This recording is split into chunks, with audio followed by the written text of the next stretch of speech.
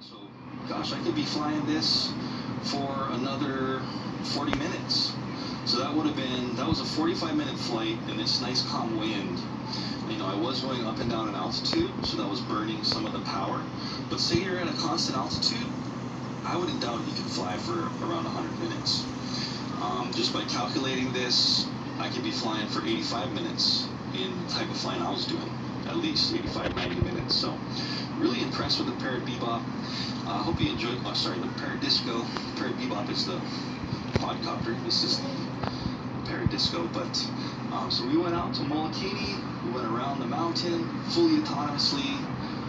Did a great job at doing all that stuff. Super impressed.